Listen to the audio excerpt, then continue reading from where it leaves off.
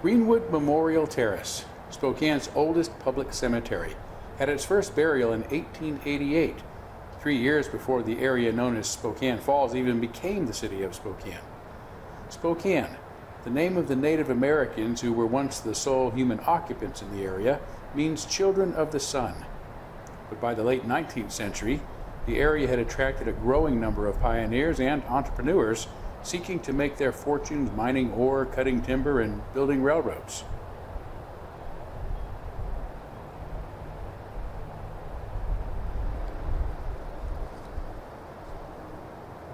So, as the area grew, its many private graveyards got in the way of development, giving rise to the need for a common burial ground. In fact, its very first burials were of about 50 bodies exhumed from a smaller plot elsewhere in the city.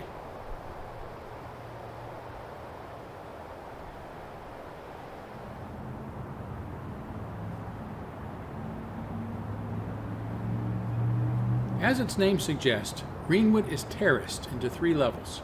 The lower level, known as the Flats, contains a variety of tombstones and grave markers, from the ornate upright headstones of the past to the more modern markers embedded flush with the ground.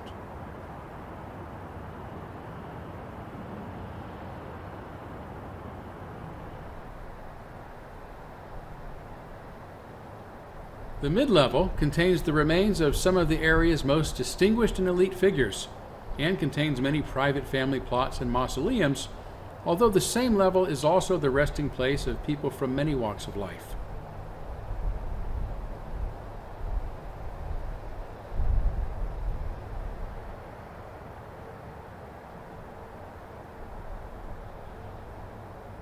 Greenwood's upper terrace, known for its giant white cross that can be seen from many places in the city, offers a pristine view of its downtown. With a few exceptions, including its outdoor crypts and historical monuments, the upper terrace mostly contains flush grave markers to maintain the hilltop's natural and open look.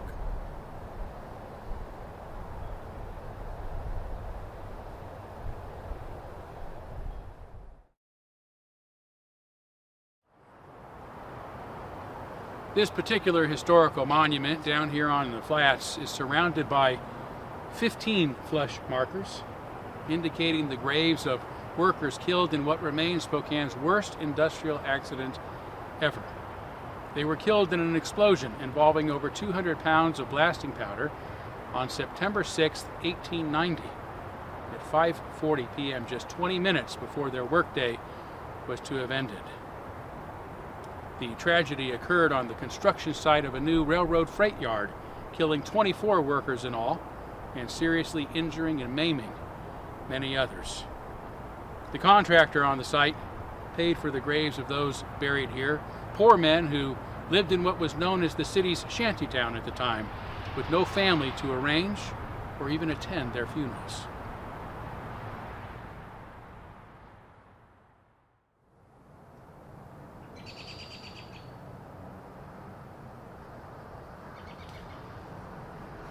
Despite the tragic stories it contains, Greenwood was designed to be a peaceful place where visitors can enjoy its natural beauty and scenic vistas while remembering their departed loved ones. Today, visitors traversing its serpentine roads and quiet wooded paths can pause before many historic markers commemorating some of its most distinguished occupants.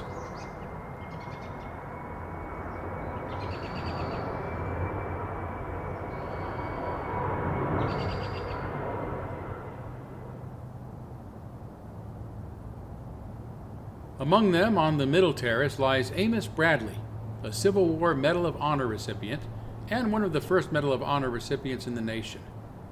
Bradley, born in 1837, served in the Union Navy aboard the USS Varuna, a 1,300-ton steam-powered vessel, and is credited with saving the lives of his shipmates while confronting the Confederate Army along the Mississippi River and helping the Union go on to take control of New Orleans and permanently secure control of the mighty river. Bradley died and was buried here in 1894 at age 57.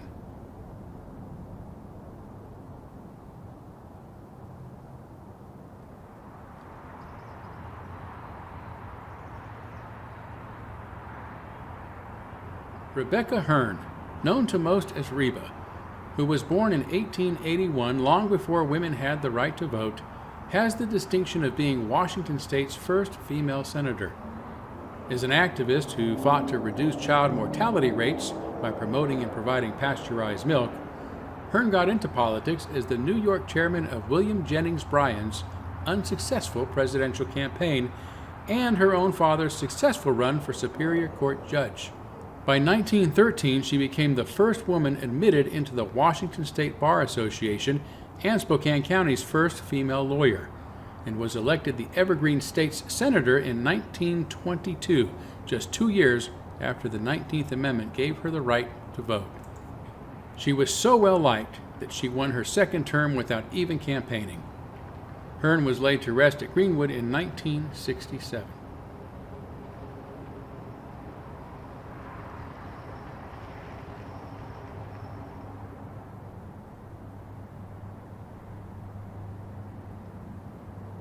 Walter Lawson, best known as Walker, a real Montana cowboy, became a Buffalo soldier in the state's 25th Infantry Regiment, serving from 1886 to 1891. In 1899, after relocating to Washington, Lawson became a Spokane police officer who began patrolling the city in a horse-drawn wagon, and by the end of his tenure was the department's official driver of its new automobiles. His chief once said Walter was a rare fellow who never intruded anywhere, and he was well liked by all of us. We admired him not only as a man, but as a faithful and brave officer. Walker Lawson was born in 1862, 3 years before the end of the Civil War, and was the only black person serving as a police officer on the entire West Coast when he died 55 years later, on May 30th, 1917.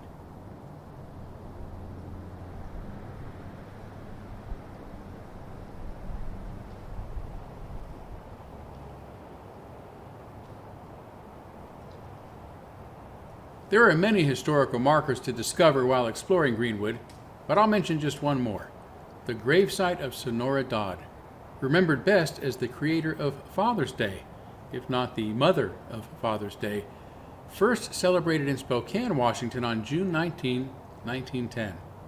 Her monument is appropriately beside a bench engraved with the image of her own father, William Jackson Smart, who raised Dodd and her siblings after their mother died in childbirth. Inspired by the establishment of Mother's Day, she thought fathers should also be celebrated. At the time, President Woodrow Wilson sent Spokane a telegraph praising the idea, which became officially recognized by a proclamation of President Lyndon B. Johnson and a National Day of Observance under President Richard Nixon in 1972. Dodd, who was born in 1882, lived to see that day. She wasn't laid to rest here until 1978.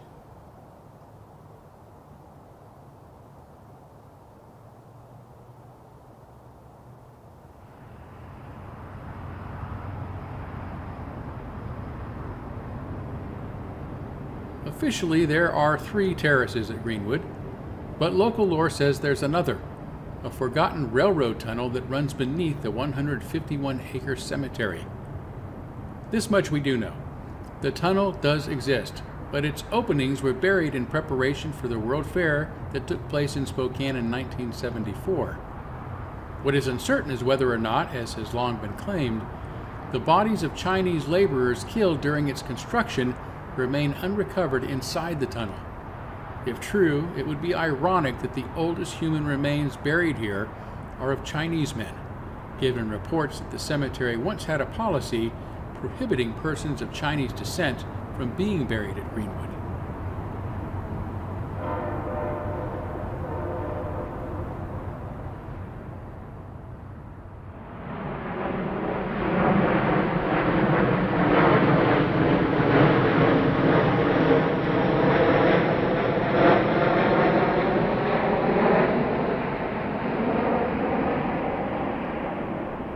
No matter how peaceful and serene they might otherwise be, most cemeteries have stories of a few restless spirits. Here at Greenwood, those stories are centered here, or rather at what's behind this desecrated and abandoned crypt.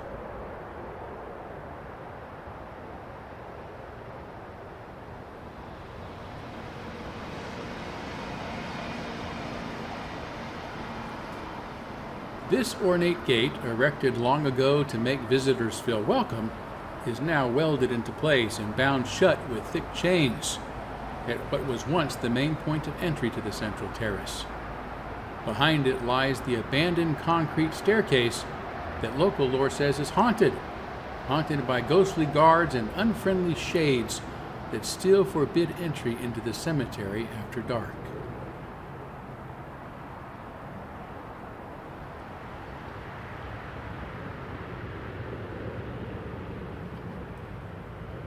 The staircase was built by the local Elks Club in 1898, more than a century ago, as was the now desecrated mausoleum at their top. Today, although the current managers of Greenwood still maintain their plots, the decrepit steps officially belong to the Elks chapter, which went broke years ago, leaving the staircase unattended for decades.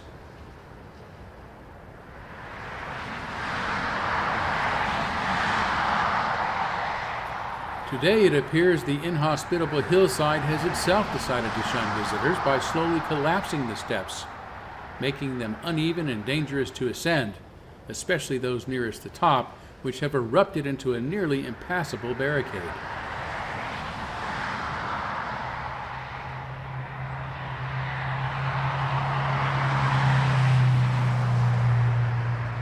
But according to some, there are other forces at work here keeping trespassers away. There are many stories of those who have tried to ascend the staircase to sneak into the cemetery after hours, being turned away by the voices and faces of men and women who suddenly appear in the night. Some have claimed to see one greenish ghoul floating down the steps, while others who were lucky enough to make it past the gate claim to have encountered apparitions and unearthly voices roaming about the graveyard itself.